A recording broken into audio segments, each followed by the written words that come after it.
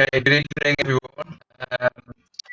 I hope everyone can hear me okay. We've got quite a few people on the call tonight, so just might leave it another minute to ensure that everyone has got on okay. We're using a new bit of software tonight that we've never used before for a public webinar, so hopefully, touch wood, everything will be okay, and we'll have some fun. Just to go through a little bit of housekeeping before we start. Hi, Jenny. Just to go through a few things before we start, if I can get my words out.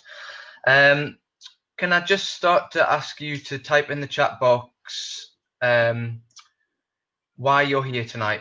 What is it about volunteering? Is there a certain aspect of it that you think you're poor at, or that you need to improve on?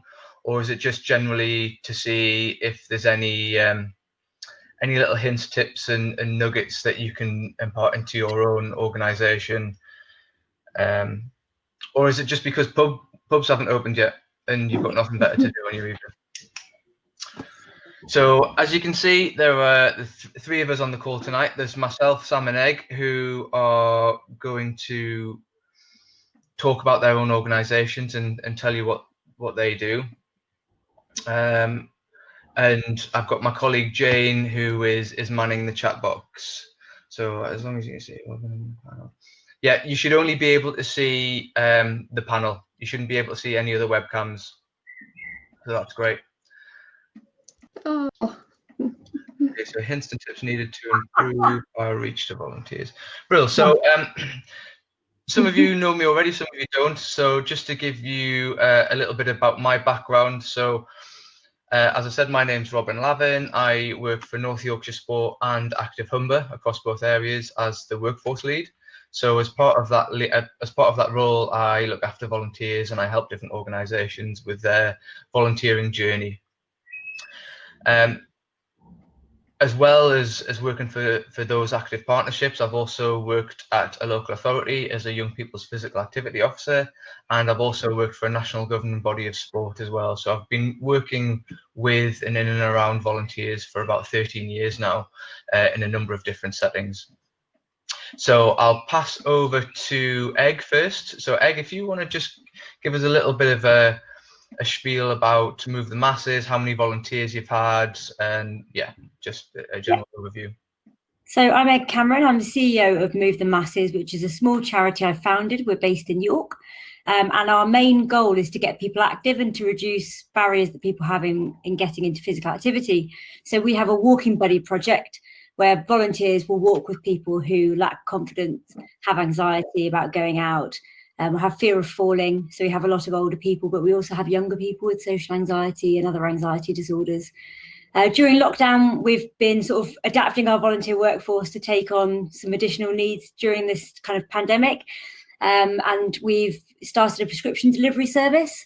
So volunteers are helping deliver prescriptions to people who are shielding, self-isolating. And we've really increased our volunteer workforce during this time because it's been just a massive cry out for people to volunteer and get involved, with people being furloughed and looking for ways to help. At the moment, we've got 112 volunteers on our current workforce who are active and doing stuff right now. Okay, Sam? My name's Sam Barlow. I'm the founder of an organisation called Fitmums and Friends, which basically started 11 years ago when I was looking for somebody to run with, and put a flyer in the book bag of my son's class, and 4 other ladies turned up that night, and literally from that starting point we've grown into became a charity in 2017. We now have 11 clubs across Yorkshire and also North East Lincolnshire. They're all led by volunteers. We have in total around 300 volunteers that include run leaders, coaches, and the people that do all those really important jobs behind the scenes. And we deliver activities like supported running, walking, buggy sessions, cycling, coach sessions, junior sessions, and some specialist sessions supporting people affected by sight loss and also mental health support. COVID has been an amazing challenge. We delivered around 26 face-to-face sessions per week before this happened, and overnight we managed to turn our offer into a virtual offer. So we've been running around 10 virtual sessions a week, covering Pilates, yoga, and fitness, and we're now accommodating sort of spin bikes in sessions, but also just started a return to running and walking session, recognizing that the impact of this on people's confidence is massive, and not everybody has used this as an opportunity to become fitter. Some people have fallen off the spectrum almost, especially in terms of self-esteem, body image, confidence, and so that's the organisation that I'm really fortunate to head up. Great, thanks, Sam. So tonight we've split we're going to talk about volunteering and the volunteering journey, and we've split that down into 3 different sections. So we're going to talk about recruitment. I can see a few people want a bit of assistance and hints and tips around recruitment, but also keeping our volunteers and nurturing our volunteers as well. Throughout the webinar, if you have any questions or anything, please do use the chat box. Like I said, my colleague Jane is kind of manning the chat box, and we'll highlight any key questions that people have that we can kind of reiterate the message. And we have a number of different polls as well, to try and keep the engagement levels up as well, so it's not just us talking at you for the whole time. So we'll kind of move into recruitment, and we'll start with our first poll. Let's see if this works. So share now. Okay, so hopefully everyone can see a poll in the chat box. So what percentage of the general public know clubs are run by volunteers?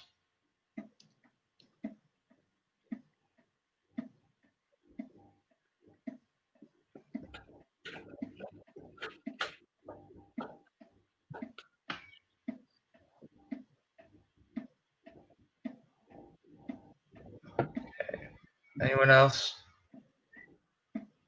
Okay, so the correct answer is actually 55%. So that's something that we should highlight straight away, in that if people don't know that you are a volunteer-led organisation, that's, you know, a sticking point straight away. That people are less likely to volunteer with you if they don't know that you are a bunch of volunteers. Okay, let's throw another poll in there.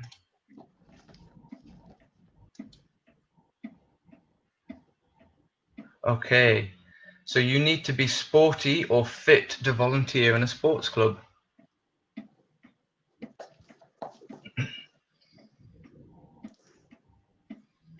I mean, it sounds daft when we kind of put it like that, but it's something that we don't tend to think about when we're recruiting for volunteers. So if we are going to volunteer, the amount of times that I've only seen people advertise for volunteers in a sporty place, so say on the North Yorkshire Sport or on the Active Humber website, there are a number of different roles within your clubs and organisations that you don't need to know anything about your sport. You know, you don't need to know the offside rule to volunteer at a football club, for example. You know, there's a treasurer, or, you know, loads of different roles in there that we can use to volunteer. Right, I'll put one more poll in there, and then I'll do some talking. Okay, share now. Okay, so volunteering needs to be regular. So every week, if you volunteer at a club,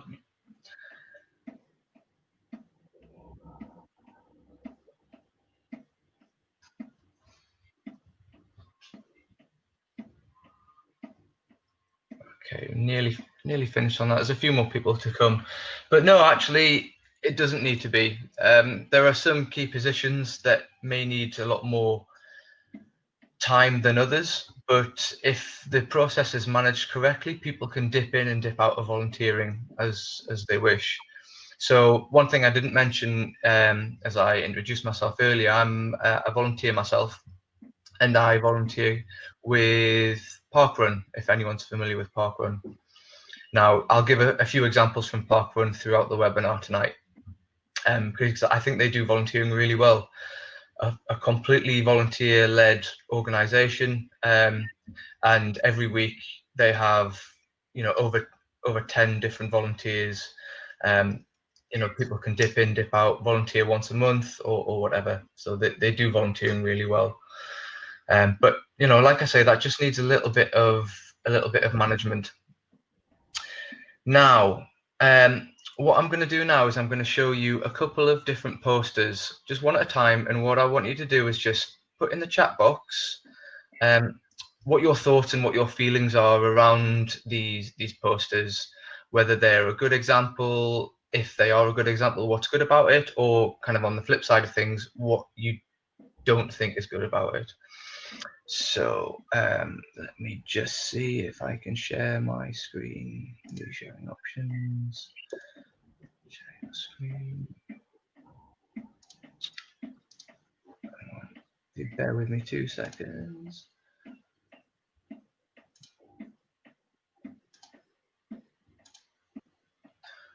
Okay. Hopefully you should be able to see a poster. It's loading on my screen at the moment. Right, can people see that? A few nods from my panel members there. So yes, Will. Okay, so what are your thoughts around this poster?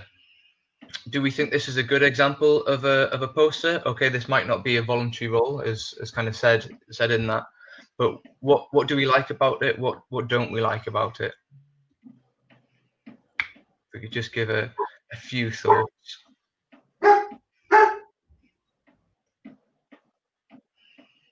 It's not very inspiring.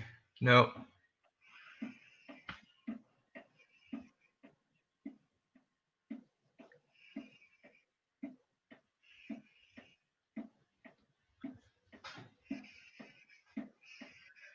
No, limiting, too much small print.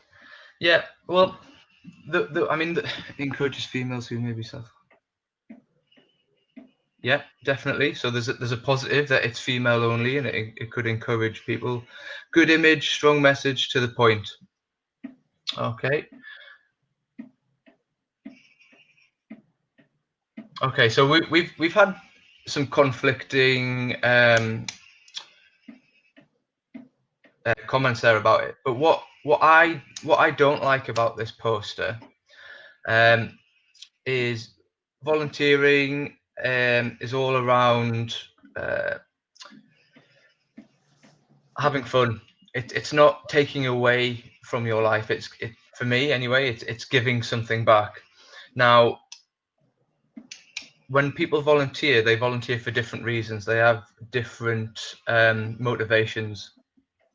Now, if your environment doesn't look like it's a fun environment, so if people think it's going to be boring and things like that, you're going to find it a lot harder to engage with volunteers. So I personally am using this as a bit of a bad example, to be honest, because quite simply, I don't think she looks like she's having fun. I don't know, Egg or Sam think about that, but she looks a bit miserable to me. So if possible, I would have used a different photo on this one. Okay, so I'm gonna just move over to a different poster. Has that changed posters there? Yep. Yeah. Okay, so that's a different poster. Is refereeing ever fun? It can be. It can be. I've done a bit of refereeing in my time, and it can be fun. Okay, so same again. Can you just give me some reasons why you think this might be a good or a bad poster with regards volunteering?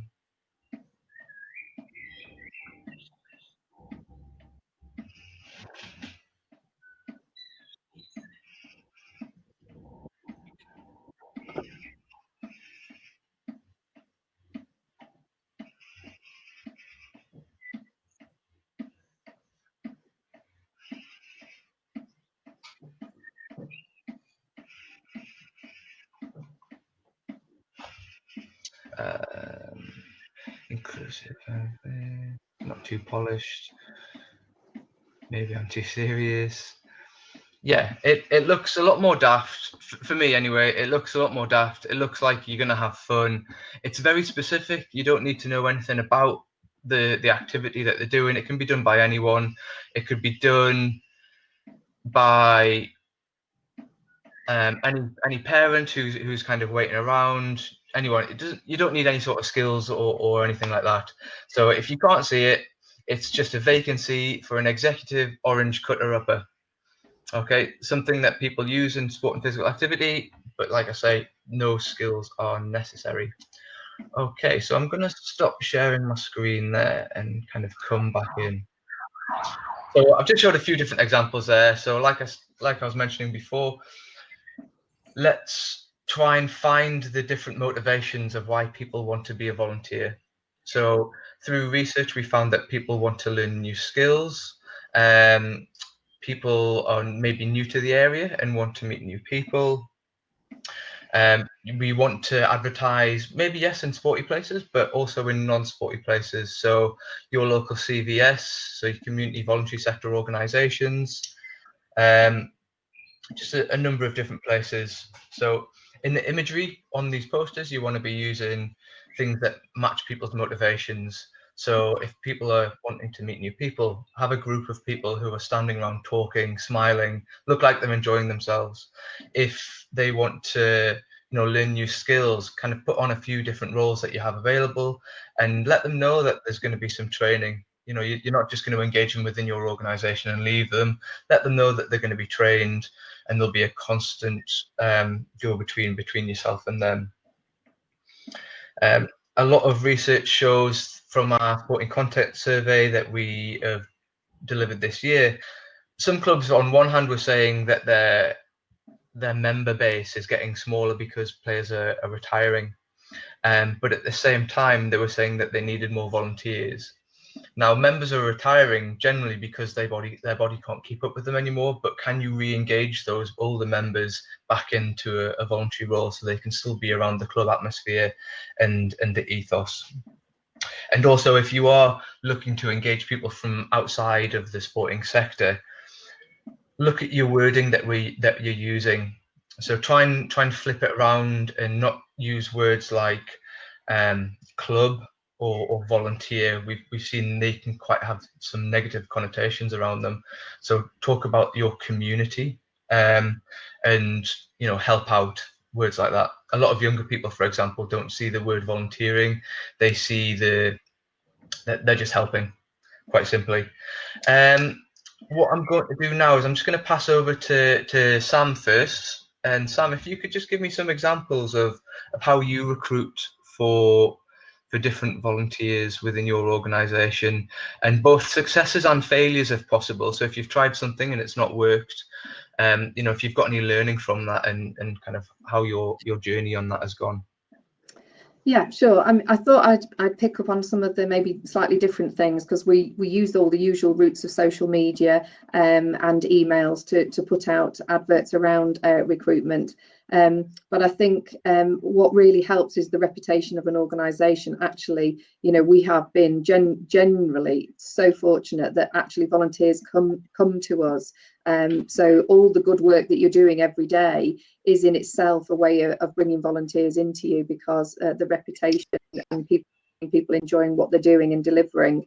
One of the things that we do when we're sort of setting up a new club is that we take a team of existing volunteers into that area and put on taster sessions. So we want to show people not only what we can support in the community to happen, which is supported runs, but we're also at the same time showcasing what the volunteer role is.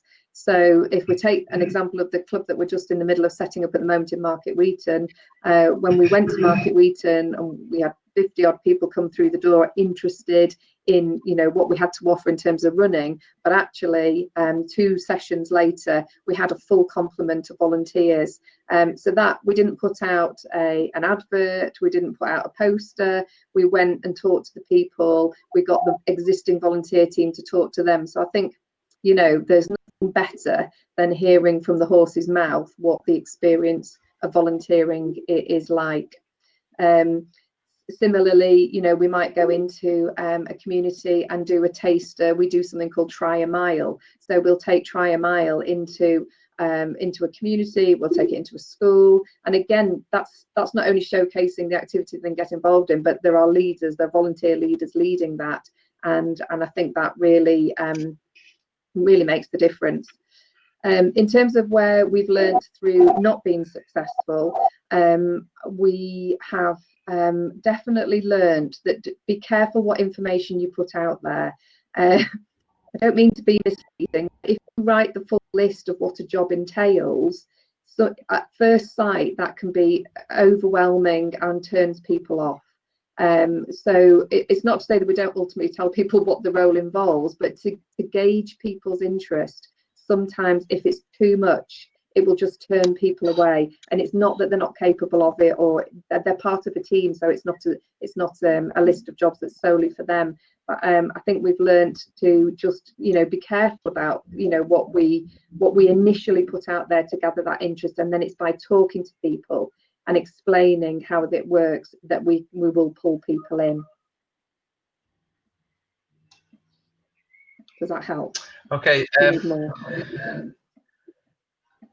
I've just had a message that both myself and Sam have disappeared, so hopefully that's just on a few people's computer and everyone can still hear us okay.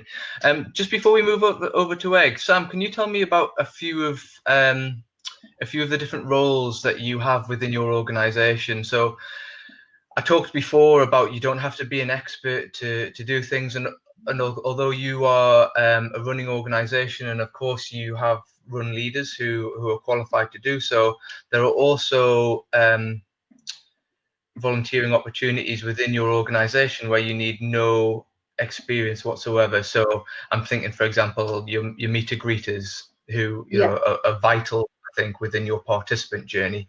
Yeah, that's right. So at each individual sort of group has a team of trained leaders. That's right. We have a meet and greet, somebody who stands with a little welcome paddle near the door to ensure that somebody coming from the first time can spot somebody straight away, to avoid that awful thing of having to walk into a room full of people wearing lycra who will always look fitter than you. So that's a role that is just so simple, and it's somebody who comes regularly. It might be a team of people that take it in turns to hold the welcome paddle, and you know, it's one of the most important roles. It's absolutely crucial.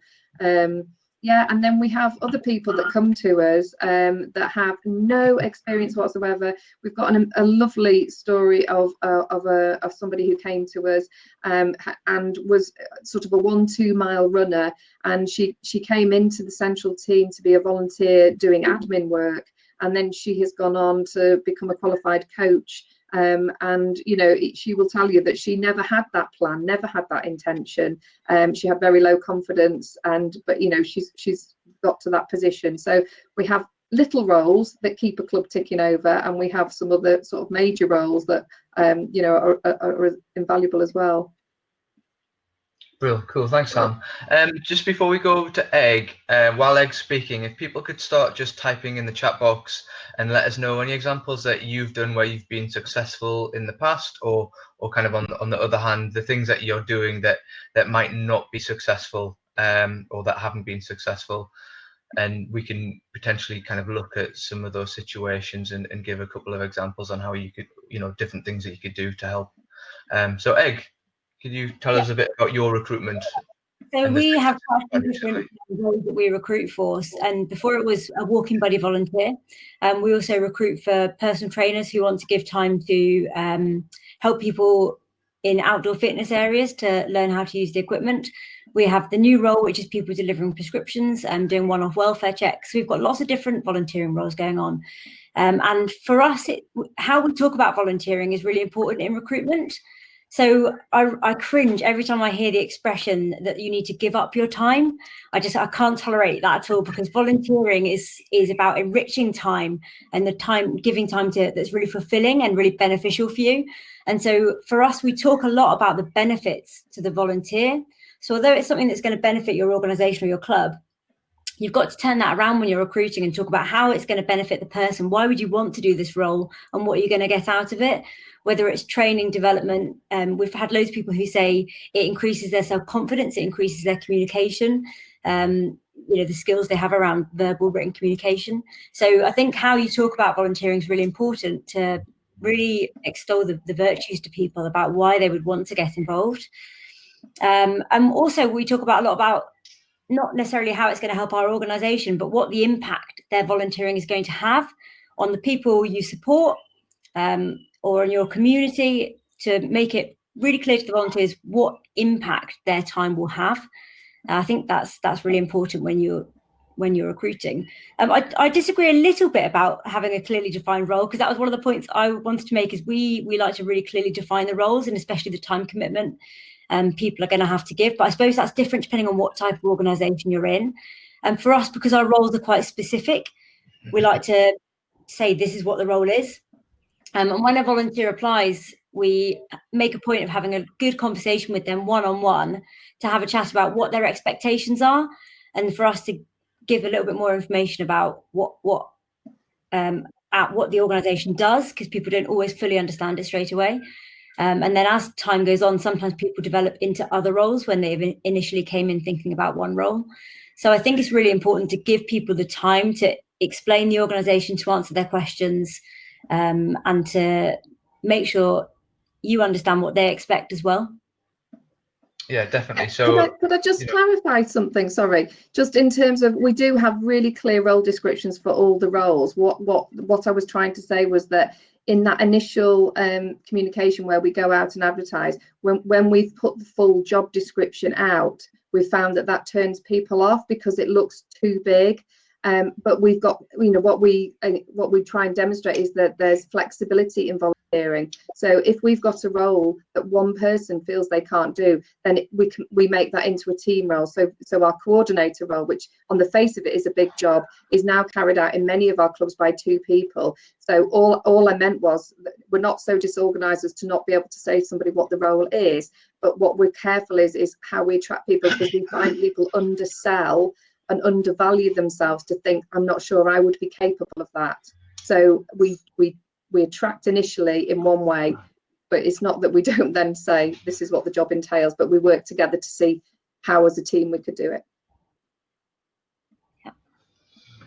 Yeah, some really good points there. Thanks both. So something that I've picked up then, really going after people's motivations and saying what they will get from being involved within your organization, and how it will enrich their time.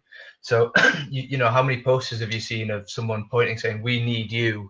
Well, no, it's this is what we can give you, and this is what you'll get from being involved in our organization. One thing that Egg also kind of touched on then is that community feel and that community focus, and that's something that we touched on with one of the polls there that said 55% of people don't know that sports clubs are generally run by volunteers. I think we'll find at the moment as well during this whole pandemic that there's a lot of people out there that are really keen and willing to help their community and help pardon me, and help get things up and running and rebuild. Everyone wants to get back to normal. And something that Egg didn't mention there is that she's recently had to close her volunteer applications just because she was so inundated about the work that their organization were doing in the community. So when we are advertising for volunteers, let's try and really kind of play on those heartstrings and help our community rebuild and volunteer. Help. I said volunteer. I'm kind of going against what I said before, but give your time to help your volunteer, help your community rebuild, and this is what you can get from it. Let's have a look at the chat box. Yeah, accepting of all different shapes, sizes, people, and roles. Yeah, that's definitely something that you can showcase on the poster, or kind of the information that you're sending out, whether it be a poster or just kind of a picture on Facebook or whatever. Show a good variety. You don't just want really fit people standing there, ex-players or whatever. You want to show older people, younger people, people of all different shapes and sizes, and show that it's an inclusive club and everyone's welcome.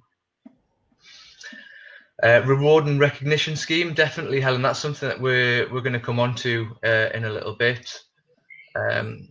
Tried offering £450 course free of charge. Yeah. So there's an organisation that we've done quite a bit of work with that I'm going to mention a bit later on, called Tadcaster Pool, who are predominantly run by volunteers. And some of the information and the nuggets of things that we've got out of kind of having that conversation with them have been really good. But like I say, I'll come on to those. Jane's just asked a question there to the group. So how many people use social media for advertising? Parkrun are very specific in their roles, and everything's done through Facebook. Although, as well as Facebook, they do have a website as well, because personally I'm not on Facebook. Okay, right, let's move on to keeping volunteers.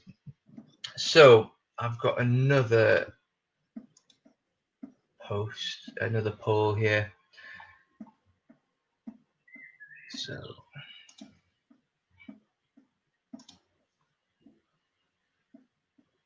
hopefully there we go.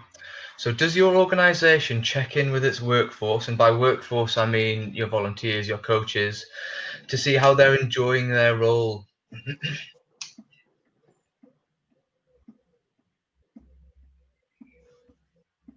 Okay, predominantly yes. So that's pretty good.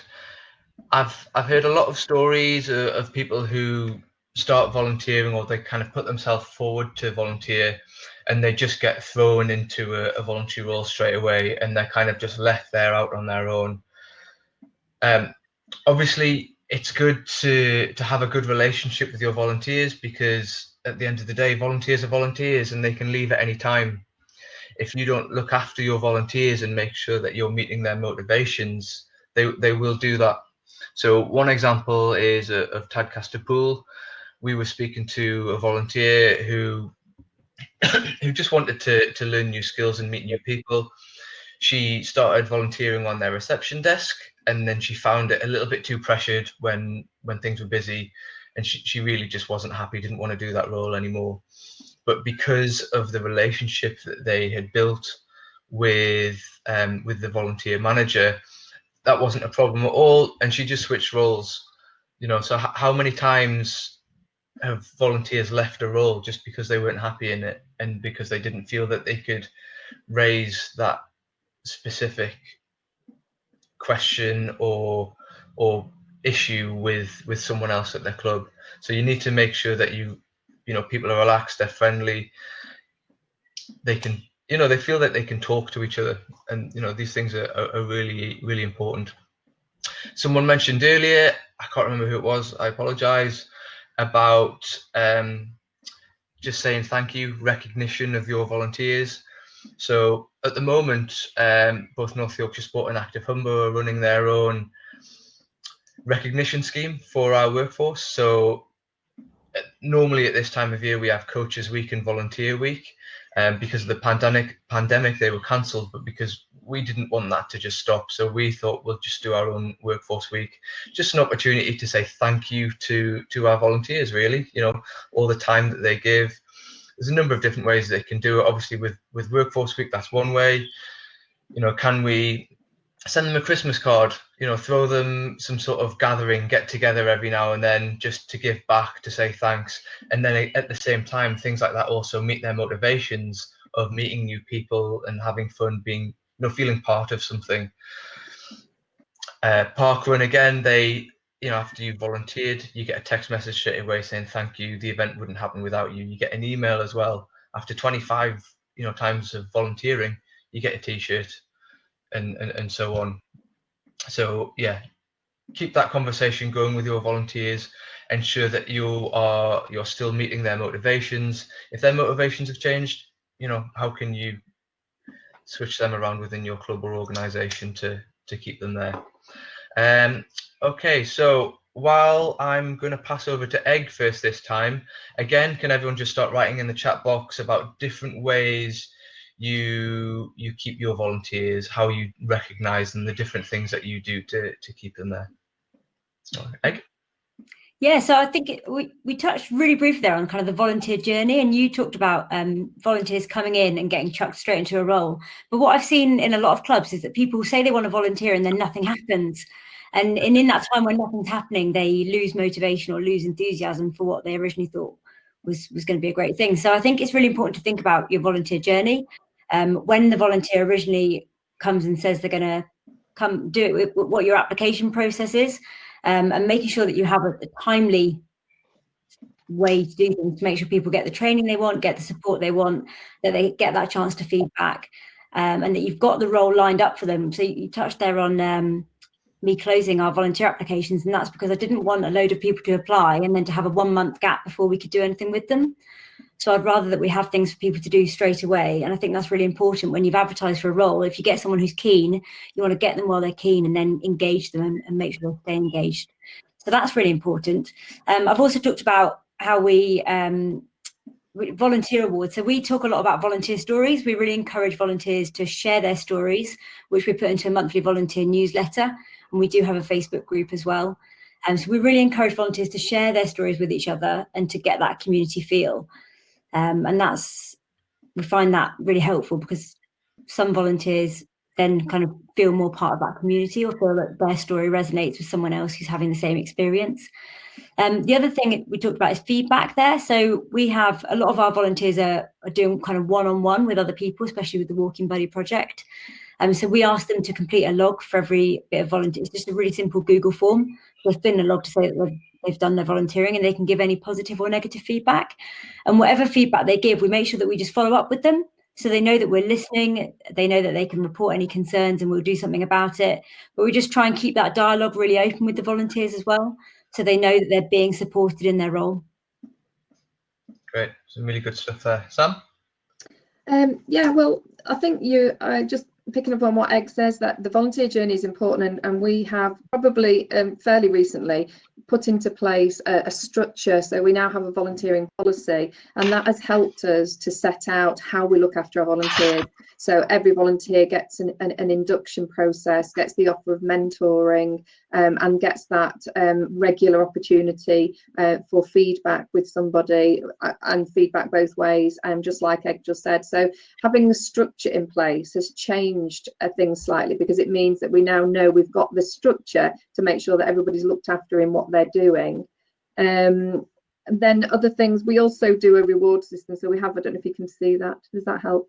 So a little like when you go to the coffee shop. So every volunteer, once they've given 10 episodes of volunteering, then they get a free piece of gift or kit of their choice. So that's one way of rewarding. I think you're quite right. I think the really crucial thing is thanking your volunteers, and sometimes that by showcasing what they're doing. So we will jump on onto national campaigns like the Pass on Your Passion campaign, was around getting more females into coaching. Volunteers Week, Workforce Week, we'll always use those sort of national campaigns to say thank you to volunteers. And of course, it's doing two things. It's showcasing also why people are volunteering and what they're getting out of it. We also give complimentary kit to our leaders, to even the guys working in the office. They get a free t-shirt and a hoodie. And things like reduced membership, to recognise that, you know, certainly for our leaders and our coaches, they're giving up their run or their coach session. So we want to sort of recognise that in some way. And just things like making sure you pay travel expenses, that there's free tea and coffee for those guys that are coming into the office. It's what you've said quite clearly is these, for us and for Egg likewise, these are our absolute lifeblood of charities, and we wouldn't manage without them. So that's who we have to look after. Yeah, some really good stuff there. Thanks, guys. Egg, I think you mentioned a Facebook group. Is that closed for all your volunteers, or how does that work? Yeah, it's just completely closed for volunteers. So people can only join the group when their kind of volunteering training and vetting is complete, and then they get given the link. So we only have current volunteers in that group. And what is that, just a bit of a social group for people to kind of ask each other questions, a bit of a sounding board. This has happened. Has anyone else come across this? Or yeah, very much. People will ask questions if they're not sure about something, and it's great because it means their questions being answered by the community rather than immediately always coming to us. But the other thing it does is it's a really good way. People share a lot of photos from their volunteering. So like, look at me, I've been out delivering this prescription to this. And we had one last week where volunteers were just sharing pictures of themselves looking like drowned rats after prescription deliveries in the rain. But it was just a really fun way for people to share what they've been doing and just to build the community of volunteers. So usually we would be having a monthly meetup where we do some kind of training, whether that's kind of dementia awareness, mental health awareness, suicide awareness. We do some sort of training with the volunteers every month normally. And whilst we haven't been able to do that physically together in lockdown, it's been just a nice way for volunteers to stay in touch. Yeah, so that kind of brings us on to a really nice segue to our next section of nurturing volunteers. I'm guessing parkrun volunteers don't need to be DBS checked. No, they don't. So, David, you've mentioned DBS checks. Egg, I know that some of your roles require that. Yeah.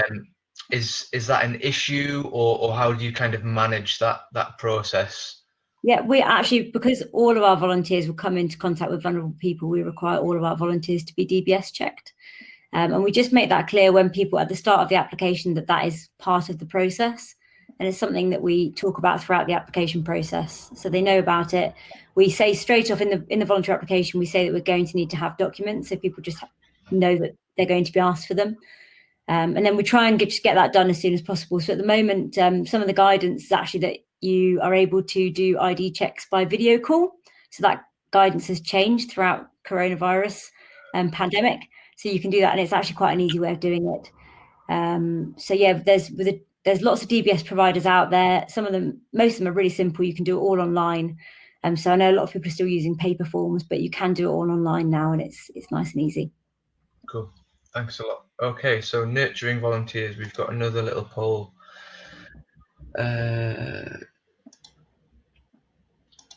Okay, so there we go. Does your club send out learning to its workforce? Okay, do we keep training our workforce, or do we just let them, they've come in, they've got a level 2 football qualification. There you go, off you pop. Okay, this one's a little bit more balanced. So research shows a number of different things about training. Volunteers tend to stay within their roles if they are constantly being engaged with and they're learning new skills. Also, if they are learning new skills, that that raises their motivations because they want to try out what they've just learned. They want to keep on progressing and put that into their own setting. Sorry, I'm just reading a few comments as they're coming through there. So a lot of us now, kind of we're readdressing what we think about when we're talking about training.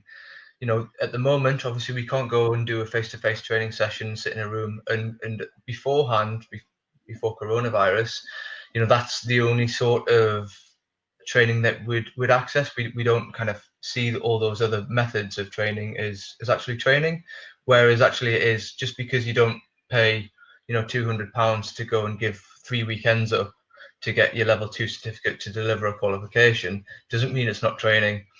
So training can be in the form of podcasts, blogs, webinars, something like this.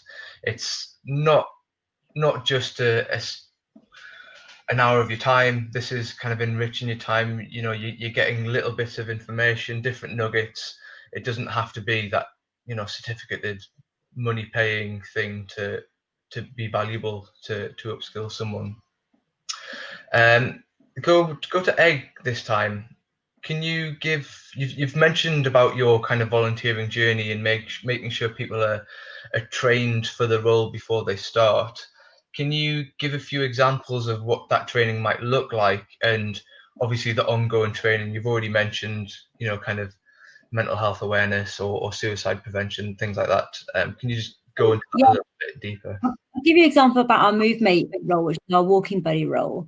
So as I say, people come in, we do the normal vetting, like a character references, DBS checking, and then we have a character assessment, which is basically like an informal chat with them just to gauge kind of their motivations. And then they have to do some basic mental health awareness training, because a lot of the people who are referred to us do have low mood, depression, anxiety disorders. So we do some basic mental health awareness training with them. And we also do the important bits, which is safeguarding confidentiality awareness training as well. So people have to know what safeguarding is and how they can report that. And that's really important in any club setting, for people to understand that safeguarding, whoever you're working with, so that you know how to report a safeguarding concern. So those are the basic bits of training that we do with people to be able to do the role. And then every year we do dementia friends training, because a lot of the people that use our services are older people and people living with dementia. So that's a really important add-on for people, and volunteers can choose whether or not they are assigned to people living with dementia or not.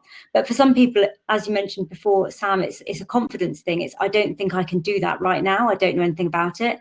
So sometimes once you've been in the role for a little while, just doing that awareness training session makes it not scary anymore. And actually, a lot of people living with dementia, it's mild and really, really manageable for volunteers. So we also do things like VI awareness training. So we offer sighted guiding as an option for people who want to go out and walk with someone who are visually impaired. We also do an intro to BSL every year, and we have a member of staff who's auditorily impaired. So she does an awareness session as well, for people just to understand about hearing impairments and how it can affect people. So those are just a few examples of the types of training that we do, things that people are likely to come across in their role, just to sort of give them more confidence and empower them to feel more confident with whoever they encounter. And we talk a lot about what that means for them as a citizen as well, and just broadening their horizons to be able to be a better member of the community by having this knowledge as well.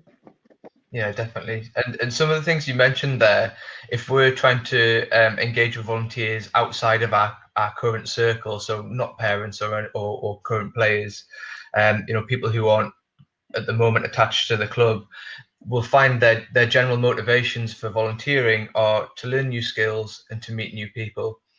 Now, training doesn't have to be done on your own. Egg mentioned that they do things together once a month, I think it was that you said, and they're a bit of a social as well. So we're ticking boxes here by training people. They're learning new skills, they're being social, they're doing it with their peers, and if it's meeting their motivations, they're going to keep on delivering, and you're going to keep a hold of them for a lot longer. And not only are you going to keep a hold of them, your delivery will raise. You'll be delivering much better sessions, and that in turn will hopefully increase your membership levels, because word will get round. Sam, do you want to give us some information about your training? Yes. Or nurturing, how you nurture your workforce? Yeah, well, I think training is crucial, and we're really lucky here that we're very closely linked to our local NHS, and we're part of a Champions scheme. So there's a great resource of training that comes through to us all the time. So whether it be even prevent training or a whole range of stuff. So access to training isn't too difficult for us at all. And the other thing that we do is we recognise that that getting together is actually, and it seems daft saying that now because I can't imagine a time when we'll get together again, but our run leaders have to do their England athletics training, but there's no further requirement for them to do any more training after that. But we as an organisation recognise that the quality of the support we give is absolutely paramount to us. So we put on our own internal annual training session that we try and take round now to 11 clubs. And I think that's really important. It refreshes skills, but also the volunteers are the people with the gems of information, of ideas, and I think one of the things we value is giving ownership to our volunteers that are based in all our clubs. That, this might have been my baby that started on my driveway 11 years ago, but actually every community is different, and what that community needs is different. And by giving people the space to be creative, but within a safe structure, is really important. So I guess the way we nurture is by making sure that people know what the training opportunities are. So, for example, that just might be flagging up to our coaches what England Athletics have been offering, especially through this period. Access to local training, whatever that might be, accepting flying workshops. We produce some, really good guidance here, which is like the leaders have that to hand to explain everything about their role. So we try and support, with written stuff as well. But we'll also do things like, we're really fortunate to have a patron of our charity. And so we'll ask Joe, and that's Joe Pavey for those who know Joe. So we'll ask Joe to do a message, because just little things like that boost everybody. So they not only boost our leaders, but they boost our members. But it's just one way of just, really trying to express our thanks and to encourage and motivate. And we'll also do things like we will give little gifts when someone's done an incredible piece of work, which is so often, but they've gone out of their way to do something. So we'll recognise that and acknowledge it, and then we'll give support to people who might want to progress. We'll do, just as you said before, where somebody's come to an end of an interest in one role, we'll talk about what else would interest you. Is there a direction you'd like to go in? So yeah, I think that's what we do to try and nurture our volunteers. So some of the things that you mentioned there, Sam, and Karen's kind of put it up in the group there as well, about being mentored. She's been supported. She's not just been left. She's been worked with, and one of the questions that I wrote down there as you were talking was, how do we know what people want to be trained in? And then as soon as I wrote that down, you answered that, and it's something that we talked about before in creating that safe space to make sure that our volunteers can just say, I'm struggling a little bit in this area. Is there any training? Does anyone know of anything, whether it be, a webinar, a podcast, or whatever, or a blog even? Is anyone familiar with this problem, or does anyone know where I can get help with it? And Jane's kind of put that in the group there of, it's great to use Facebook or WhatsApp groups to share this information and, like we say, create that safe space. Sam talked a bit about ownership, giving volunteers ownership, and by making them feel more responsible, which they are, that empowers them more. And the way that we do that, because we can't have volunteers leading it entirely, is by really being responsive to feedback. So we encourage people to give us feedback as much as possible. And I think it's really important to listen to, as you say, the people who are doing the role, and respond to feedback, because that does make people feel really valued, that their opinions are listened to and acted on.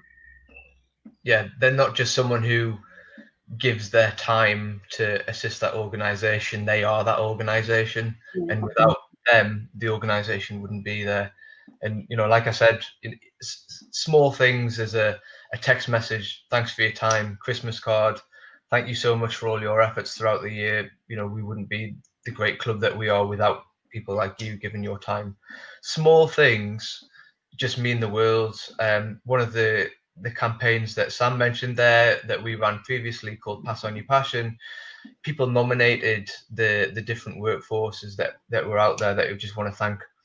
And we sent quite small, just a certificate that we made. It's just made on the computer. It didn't take very long. We sent it out, put their name on.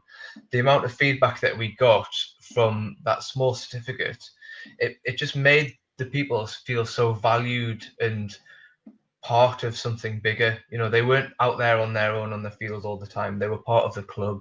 It was a club setting, and people were grateful that they were out there doing that.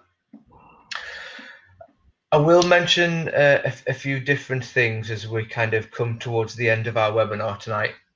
So we've talked a lot about, I've seen in the chat box there, around Facebook and advertising.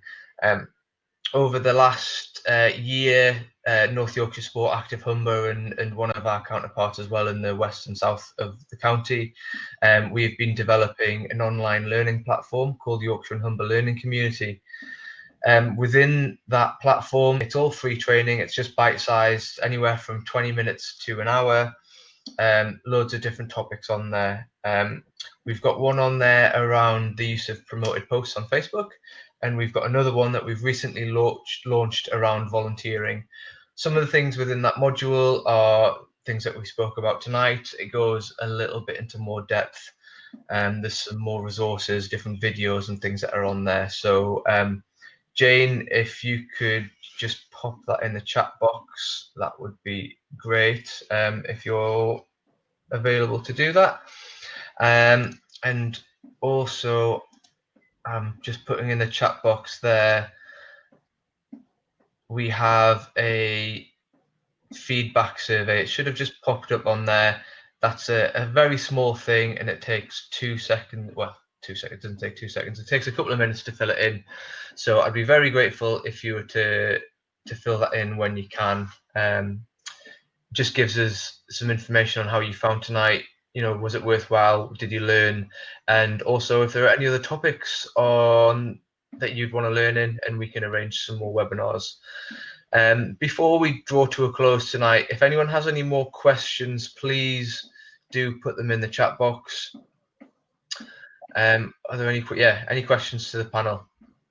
I just noticed Helen wrote something there about not everyone's internet savvy, and that's why Sam just showed the brilliant manual she's got. So I think having stuff available in print is really important. A lot of people want something tangible to look at. And something that we've learned, a little bit of learning, is actually about making, if you are printing anything, make sure it's accessible. So we do minimum print size of 14 font size, you know. We've sort of learned with all the accessibility stuff that's really important. But I think it's a good point, having stuff available in print. Not everyone, some people, even if they are internet savvy, don't want to continue looking at a computer if they work at a computer all day as well. So I think having resources available off the internet is very important. It's a good point. Yeah, and especially if you've made a really good. Go on. Yeah. Sorry, I was just going to say also, I think it's a good point about social media, because if depending on the age of the volunteers that you attract, there are a lot of people in our older volunteer who aren't on Facebook. So although we have Facebook groups, we make sure we know how that individual needs communicating, because if you just solely rely on Facebook, some people don't get that information. So you do have to use a mix of mediums, I find. Yeah, I was definitely going to say that. A lot of volunteers that are looking to learn new skills are of that older demographic, you know, and these are the lifeblood of a lot of organisations. So yeah, make sure that you have something that's printable. I mean, I know I prefer to print something out, a bigger document, rather than stare at a screen all day, because that's what I do for work. So yeah, let's make sure that we're as inclusive as possible to a number of different demographics who may give their time with us. Please could North Yorkshire Sports share any places to get volunteers locally, especially links to universities and colleges? Natalie, what area are you from?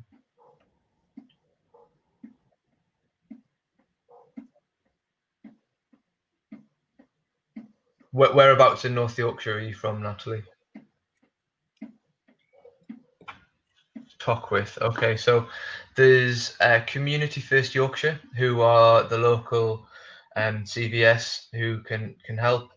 As well as that, obviously there is students, although the kind of potentially the negative with students is the fact that they're only there term time. Although you know, obviously there are a lot of students who stay around, you know, especially with football. You know, you can attract both universities, both York and York St John University, to see if they've got any footballers or any sports students who want to get involved. I was thinking on just looking at Sue's question as well about opportunity to volunteer. You've got websites that are sort of a bit more generic that you can just post things on, like doit.org. So doit.org's just a national website, and you can post any volunteering opportunity, and you can choose who you target it to, so whether it's geographical area, age, whatever. And that's a really good one to look at for just firing out and seeing who bites. Yeah, definitely, Helen. So Helen's mentioned that lots of large companies have some good CSR schemes, so they encourage their staff to volunteer in the local community. So, Helen, do you know good ways of finding out which companies have those schemes, or is it generally a case of just they look like a big company, I'll send them an email?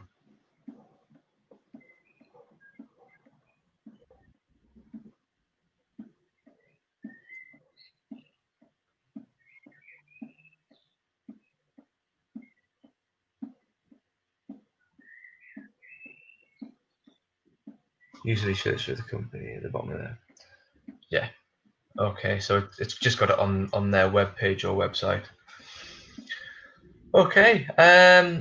If there's no more questions, I'll just leave that open. So JLS and Nestle have limited volunteering time some days a year. My wife works for Aviva, and they let their staff go out volunteering within the community as well. So yeah, there are a number of different places that allow that. Okay, so I'll just give it one more minute, make sure there's no more questions, no one's typing away furiously, and then I'll just bring everything to a close. I will tomorrow send out an email with a couple of links, different things that we spoke about, to the Yorkshire and Humber Learning Community, to access to a few different other resources that are out there as well. Places like Club Matters that Sport England have produced, your kind of one-stop shop for club development. There's some really great stuff on there. And then obviously there's a number of different webinars that we have delivered throughout lockdown, and they're all on our club support pages on our websites, both North Yorkshire Sport and Active Humber. Okay, Bill. Okay, then if that's it, there's only been 11 clicks on the webinar feedback, so if you haven't done it, please do. It really helps kind of shape our work and for us to know what we can improve on. Okay, thanks, David, Helen, Christine. Thanks all. Thank you, everyone, for giving your time tonight. And yeah, hope to see you soon. See you later. Thanks, Egg. Sam. Cheers. Bye. Bye.